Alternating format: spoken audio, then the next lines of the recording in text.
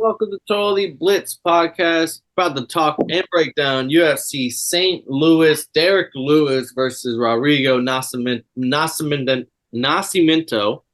As always, go down, like, and subscribe. Let us know how you feel about this card. It's a decent little fight night. Let us know what are your favorite bets, what picks you got. As always, I'm Paul, pick and win them, and I'm joined with. You already know, man. It's that boy Kev, Water Voice Award, aka Don PYE, always known as the realest on your screen. And that shit was so funny because you don't understand. Like, he literally spent the last 3.5 minutes practicing that name. It was just like, I know I'm going to fuck it up. I know I'm going to fuck it up. It's your boy South Falls around boxing. Damn, why you sound so sad over there? Yeah, man. Oh, dude. I forgot. Oh, That boy Gator got like baby mamas or something to say. You make sure to hit me up on whenever we're recording the other episode, saying like, make sure I'm Derrick Lewis. I'm gonna be there. Derrick Lewis. Oh, fucking no. I didn't mean because I was hearing something. I was like, no, okay, I got you. It's your boy South Falls Ryan Boxing. Yeah, shit. There you go. That's how I like it. We're bringing good energy for a good little fight night card in St. Louis. No pay-per-view necessary. Derrick Lewis is gonna sell the show all by himself. I mean, this is a fun one. We got Joaquin Buckley on here. Carlos Ulberg, pretty big favorite against Alonzo Minfield. And Ro Beasless, Desperange, the fucking silver medalist Taekwondo fucking killer that's been knocking everything out that signed with the UFC a couple months ago. Chase Hooper, Terrence McKinney, Tabitha Ricky, my darling. Fucking Charles Jones, Jared Gooden, Veronica Hardy. Like, honestly, you can close your eyes and pick a fight and we can talk it because they're all pretty decent matchups this card. How do y'all feel about this little St. Louis fight night? I like it. I'm fucking with it. I mean, you have the beloved Tabitha Ritchie in this bill. I really want to see more Robellis. You got my cousin, Joko and Buckley, your cousin, Alonzo Manafield, my dog, Alex Caceres, like Chase Hooper, who's kind of on the hype train, kind of be getting beat up. Terrence McKinney, like you never know what energy he's coming with. There's a lot of hitters on here. I like it. Yeah, I like this card. Charles Johnson. I like this card. It's a lot of bangers on it. This is one of those like sneak up cards. Like, remember like that UFC Kansas City a couple years ago, and like this is one of those sneak up cards. Like, oh shit, everybody pulled up. This is one of those. If you're in the St. Louis area, you should probably go to this. This is gonna be fun. I wish this card was in Tampa. This would have been a phenomenal card to go pull up for. Like, this is. And my summer just started today, so like I would have been out there. This is a really good card. It has some good bangers, some good hitters on it. You know what I'm saying? Like Chase Hoopers, the McKinneys, which they're both like hyped up, like guys who are supposed to be like next up champions, next stars, but they're both underdogs for these next fights, and that's kind of crazy to me. But the Queen Veronica, she's starting off the card, which is already a banger. You know, you got Jared Goody, Charles Johnson on this card. Tell me, you got opening because you was talking about she was the I don't know about Veronica Hardy. So the opening this whole card, Veronica Hardy slight favorite against JJ Aldrich. JJ Aldrich been there, done that, UFC vet. Well, why should I? You're making me feel like I should put the house on this little slight pick on Veronica Hardy. Like, why is Veronica Hardy like that? You're not talking about You're not talking. Oh, I know. Dan Hardy. Is this Dan Hardy's girl, daughter, sister, cousin? I don't think they're related. No relation. But here's the thing, though. Here's the thing, though. You know, she's young. She's young, not young, but like young into her like career. And she's only been in it for like maybe 4 years ish, 4 or 5 years, and that's just like since COVID-ish times, and that's when she lost. And she didn't really lose that fight. It was a split decision, and many people thought she won that fight, but she's a baller, you know what I'm saying? she's kind of a decision machine, but if it came down to finishing, she could get it. She could choke you out. You know what I mean? Like she could choke a random person out on the side of the road if she gets into a street fight. You know, don't get it twisted. You know, what I'm saying? She's that girl. She can fight. You know what I'm saying? People think she's a boring fighter too. I don't think she's that boring. You know what I'm saying? Oh, She can fight, bro. You know what I'm saying? Like let a random person walk up there and try. You know what I'm saying? took a peep at both of the girls. Veronica Hardy opened her UFC career 0-3. And since then has gone on and be like 3-1. One of them is a split decision that I don't know how much respect I'm putting on your unbiased take on her winning that fight against someone I really don't know. And I look at JJ Aldridge, and she's 3-2 in her last five, and one of her losses to Aaron Blanchfield, the other one Andre De Silva, two hitters, and she has some solid names on her. I put my money on the underdog. I got JJ Aldridge. I got the UFC vet opening this bitch. I don't know, but Rondo, her 0-3 to why did Dan White keep her? Bro, she's her, bro. Trust me. Like Listen. I'm gonna see. I know I might have to sprinkle something on Audrey, bro. Her one of her losses is to Aaron Blanchfield in her last five. Can't vault her on that. Yeah, you really can't fault them on that one. Then we move up slightly on this bitch. We got Chairs Gooden as a slight, not slight. He's a pretty big underdog against Kevin Gousset, the Frenchman. I don't know much about the. I know Jared Gooden. He's a fucking UFC vet. Not UFC vet, but he's the UFC newcomer. But he's coming off that submission win, and I think he's off the Contender Series or some shit. But he's a swole as hell. That's the only thing I know about Jay is he was a swole as hell. I don't know much about this Kevin Gousset guy other than he's a big favorite Frenchman, which typically doesn't end too well, other than Cyril Gondre.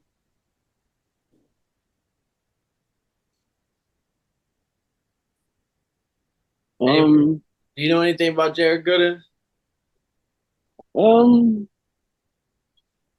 or this Frenchman? Oh my gosh.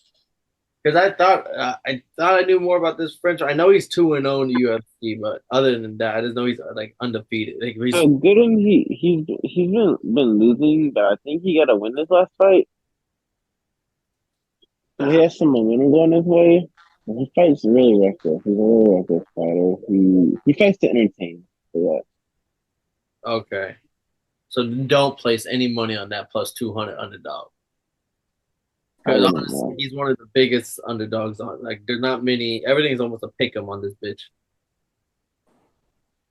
Then moving up, you said it earlier. Terrence McKinney is a slight underdog, plus 140 to Esteban Rigovic, 12-1.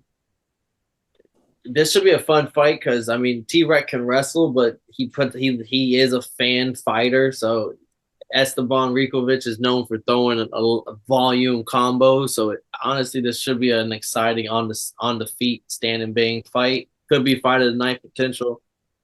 I want to root for Terrence McKinney as a slight underdog, but everything's telling me don't fall for that shit. Like he's going up against somebody who actually is pretty solid competition. Just happens to be a young up and coming prospect.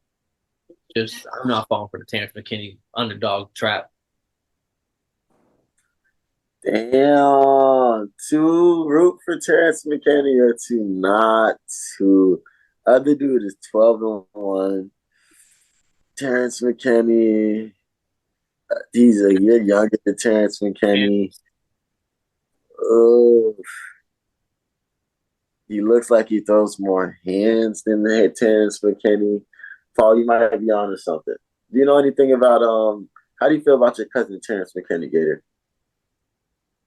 Um, I, I don't know. You know, and this is a really tough fight for him. You know, but he can get his name in the picture with a statement. With a statement here, he gets a good exciting knockout. He gets a lot of momentum. He calls out some names. You know what I'm saying? But he's an underdog here, and that's crazy to me. Mm-hmm. it's not like the other guys did a lot. He's 1-1 officially in the UFC, so it's not like he's gone crazy. Oh, he's only got. Oh, Uh, I'm thinking just like 6-0 in the UFC. Nah, nah. I'm sure he's still tweeting away, but I haven't seen him on my timeline recently. You know what I'm saying? Like he tries to win all the fans on Twitter. He even admitted to it, but And like that cost him. You know what I'm saying? It cost him. He got kneed in the face. You know, so like have y'all ever got like kneed in the face? You know what I'm saying? Like it just seems so it seems so avoidable. Like he gets knee in the face and he gets knocked out by judo for it. it sounds It's kind of embarrassing. painful. But my thing is with Terrence McKinney is that I'm not gonna scream like it was the best competition, but he has won his last 2 fights. Yeah, but it He is not did? the best comp. I'm not screaming the best comp, but like he has won his last 2 fights. Maybe this is a pick Come into the on. they say, Tell man. me, come on. Look who he fought. Come on, Hey, man. hey, hey, hey. It's Ridiculous. I'm not get his screaming. confidence right. I'm just letting you know. 2 first rounders. Two. I'm just saying.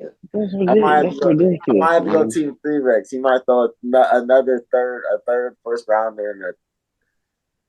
After The that, guy has the guy has one win in the UFC. Hey.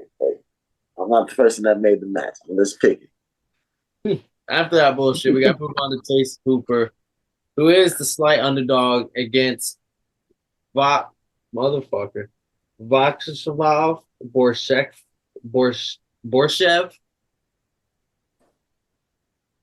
Vyacheslav Borshev. I feel like in his native language, his name is so gangster. Like motherfuckers say that shit and then they be shook. Like Corviesh.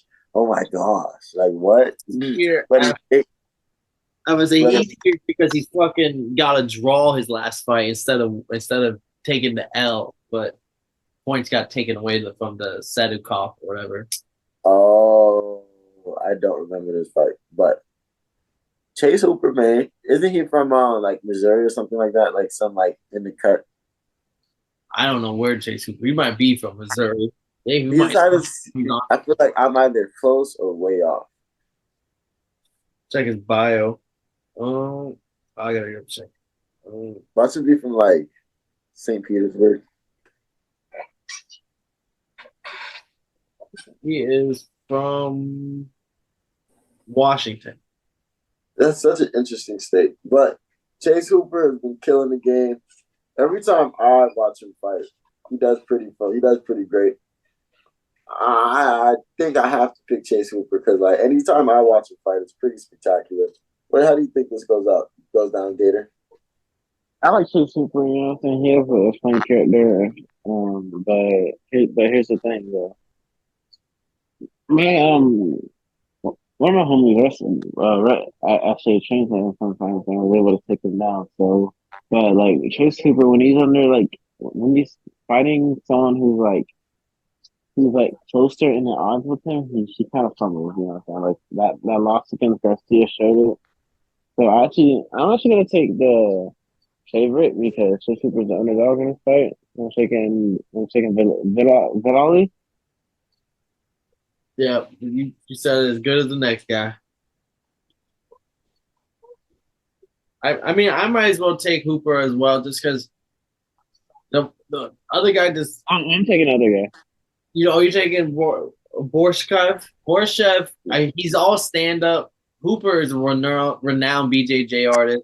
If Hooper can take it to the mat, I think he can get the submission or at least control time and win some rounds that way. But it is all these fights are picking for a reason. They're kind of done with Hooper and Terrence McKinney as these so-called prospects. Like that's why they're putting them in with 50-50 fights. It's like sink or swim at this point. They're done with you. Facts. The real prospect on this card, the best prospect of this card, silver medalist Taekwondo.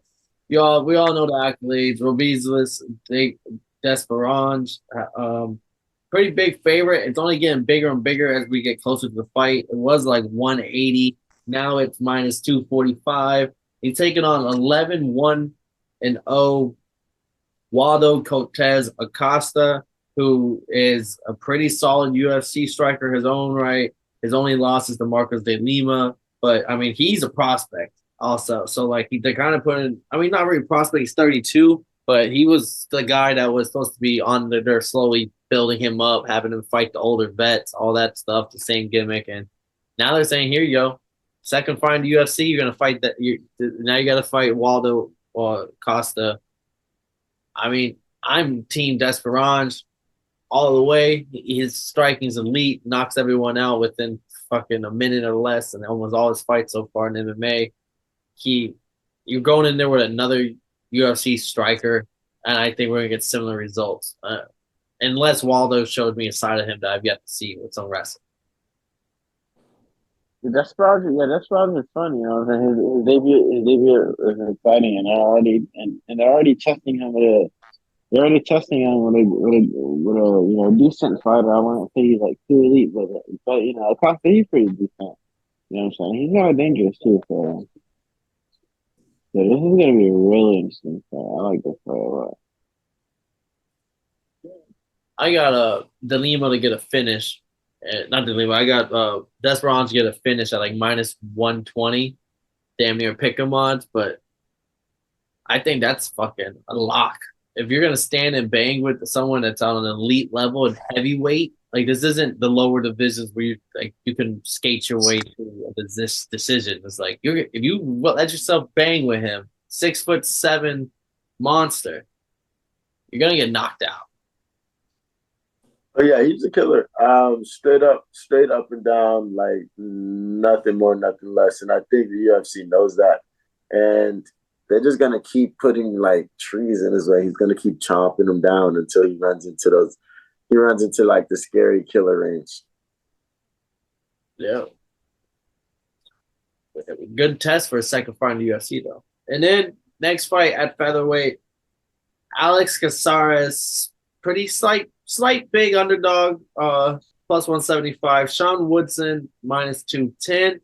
There should be a striking fest as well. Potential fight of the night in both these guys. Both guys do tend to go to decision a lot. Not saying that they don't have the power to knock you out, but this could be a 3-round slugfest, which could be very fun. Woodson is pretty big favorite here, though.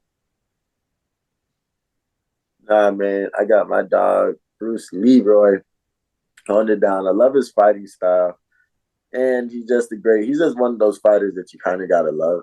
So like, I'm taking my dog Bruce Leroy to see if he can make something shake and make it work to get the dub in this one.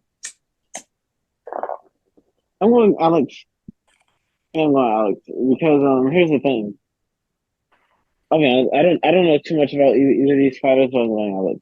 Yeah, he's right. Well, Sean Woodson, remember Terrence McKinney was on the Contender Series? Like, yes. He got knocked out. This is like 29. Sean Woodson's the one that knocked him out in 2019. Yeah. Oh. I actually, yeah, I'm gonna change my pick. Actually, I like this guy. I'm gonna change my pick.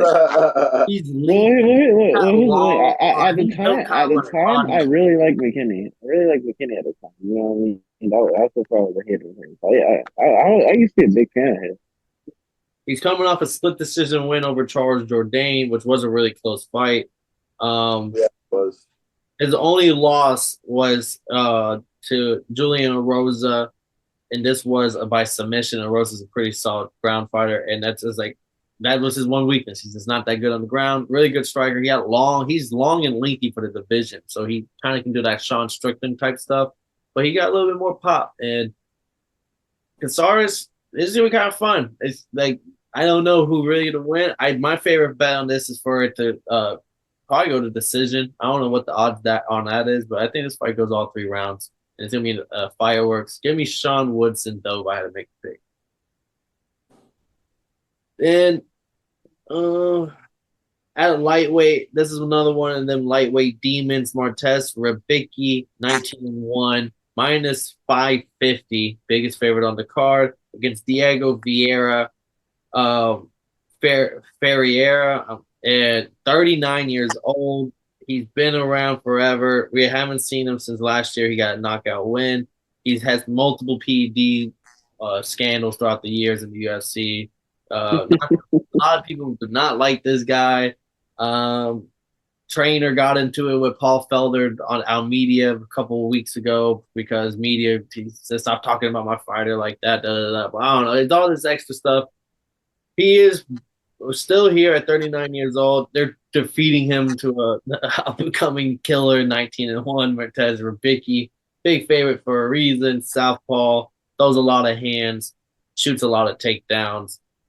4-0 in the UFC, 2 submissions, 1 knockout. Honestly, I got him, and I got him by finish. Like it's and I'm not gonna tell you how he's gonna do it because it's gonna be however he wants to do it. Yeah, one thing the UFC does not do is take care of their old. They put him in a position to die in the ring this weekend. PED scandals too. Yeah, it's not like they fuck with him. They're trying to get rid of him, bro. They got PD scandals, you know what I'm saying? All this extra stuff. They're trying to get him out of there, man. You gotta go 1-on-1 with the Undertaker player. Then from the land down under New Zealand, best hitter, Carlos, or is Australia? I get mixed up. Carlos Ulberg, minus 280. I wanted this guy to fight Victor Petrino, Brazilian's best light heavyweight, before Victor Petrino got guillotined by Anthony Smith. But Carlos Ulberg, 10-1, taking on Alonzo Minfield, my cousin, plus 230. Ulberg is a big striker, but that boy's an athlete. He's kind of built. Alonzo Minfield built though too. I mean, even if it's a gun show, Alonzo Minfield might be biggest gun in show. I hate him. This is gonna be. Wait. Which one's the cousin? Alonzo Minfield. Alonzo Minfield. You don't see the resemblance. Yeah, okay. I'm not gonna lie to you. Alonzo Minfield is a big, strong motherfucker. So like, this is about to be a battle of titans. But Ulberg is just like look at his UFC pick. He got a fucking 12-pack. I don't think these motherfuckers are not jokes. Like, this is what makes this card. This card is low key way deeper than it like to the naked eye would perceive. So he had in the UFC, but he's had one decision. One decision. Other than that, he's three knockouts, one in a submission in his last 4 fights for Carlos Ulberg. He's 33 years old. He's averaging 7.5 strikes per minute for a light heavyweight. Absolutely nuts. Alonzo Minfield, per perspective, 3.9, and we call him a wild volume striker too. But 7.29 for Ulberg. Like, this is gonna be, I think, Friday. I'm throwing out Friday nights everywhere, and that is the perspective. I think there's gonna be, this card is, like Kev said, gonna live up to like unknown, unsung heroes, like banger after banger. Got nothing to lose. Yeah, this is one of those things. Like, Dana would to raise the fight of the night bonuses on a card like this. I promise you would see a lot of people go all out. Well, all that being said, it's gonna be, someone's going to sleep. Facts. I got that much right. That's all I know. I want to take Benefield, but like, it's my mind's telling me Ulberg, and my heart's telling me Benefield. So like, I'm gonna listen to the mind, and I think I'm gonna take Ulberg because he's just been on a tear like crazy. Just like Victor Petrino got caught in the guillotine, I think Alonzo Minfield gonna hit Ulberg with a mean one. From send that boy back to the land down under. Somehow we do it stateside.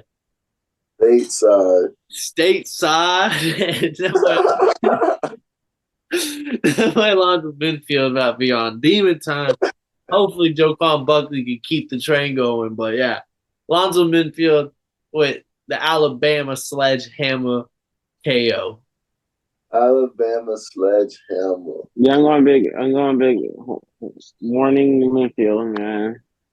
Big Minfield. I feel like y'all two have agreed on everything, and I've been by myself like on all these picks this year.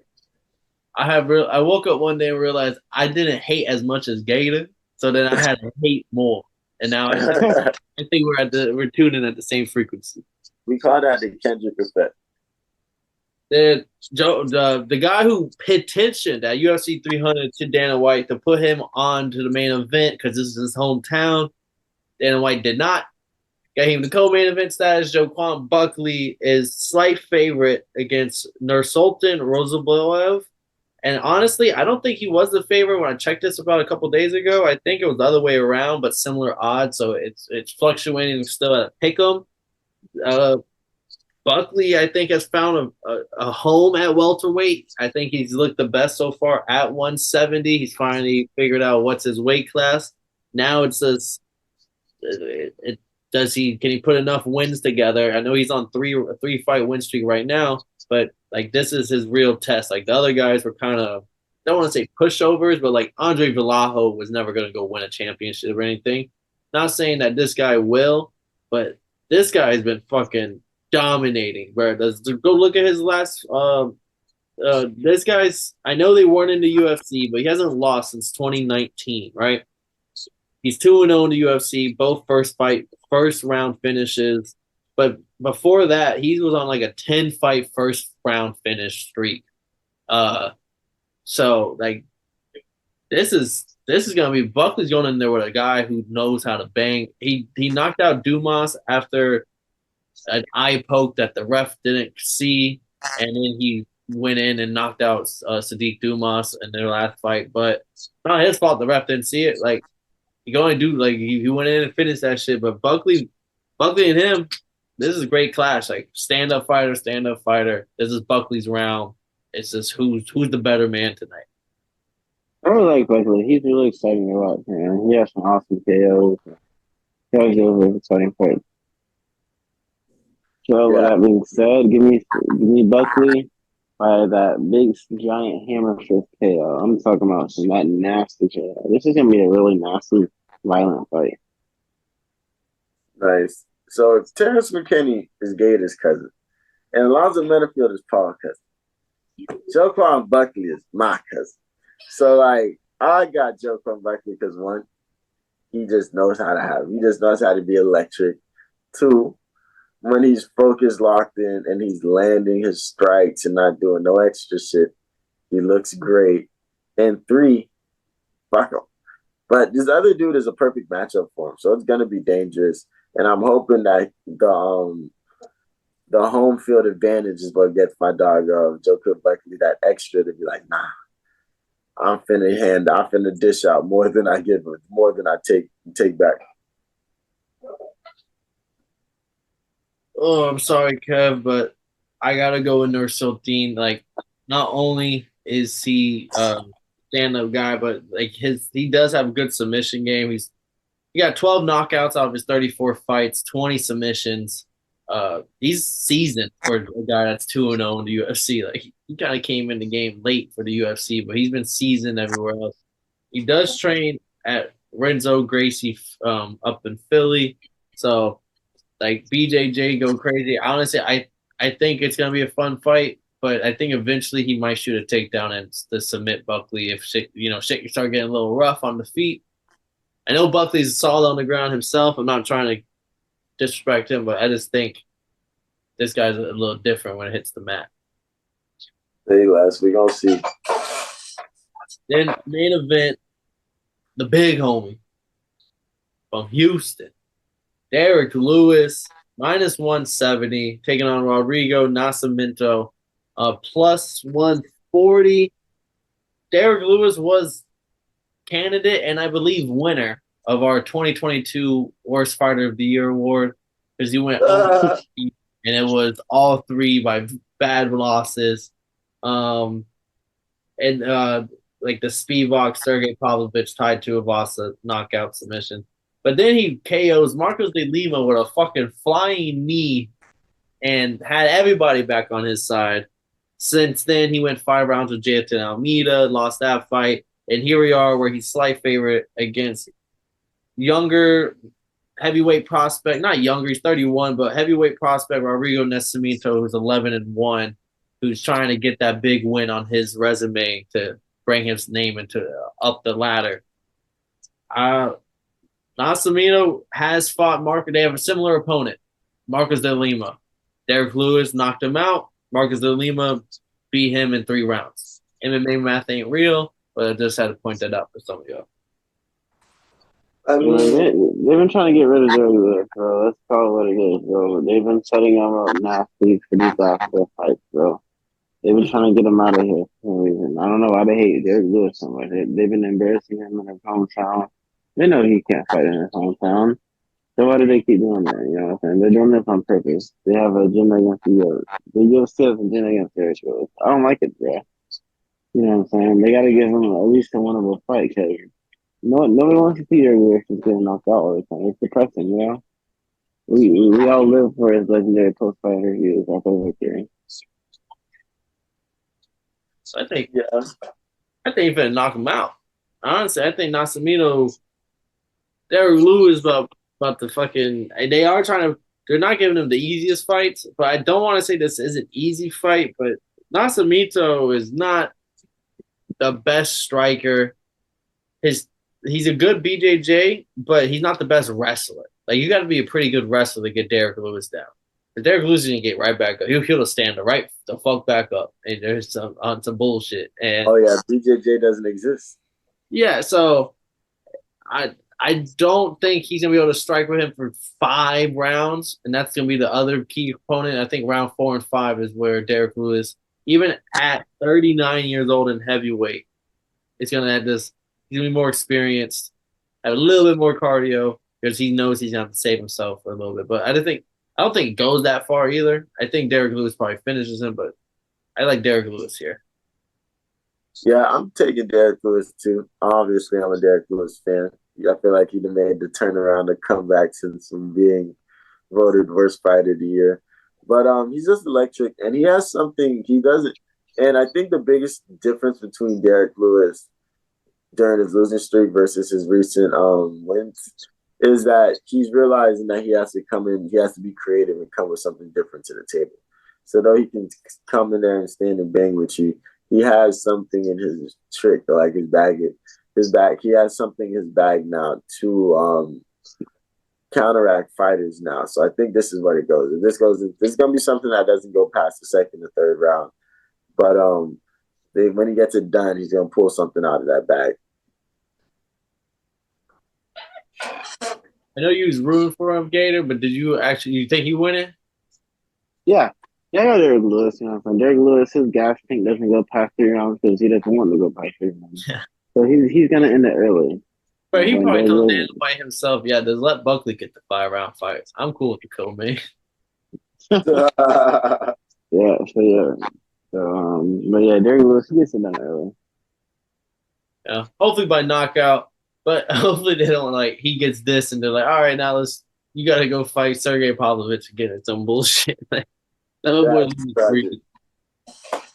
But we appreciate everyone for watching. Go down, like, subscribe, comment your picks for all these fights, your bets, your parlays, any of your best bets. We love to hear them. As always, I'm Paul Pick and Win 'em. Kevin Waterboy the boy. Southpaw's Unboxing. Jamari. And if y'all didn't know, now y'all know, motherfuckers.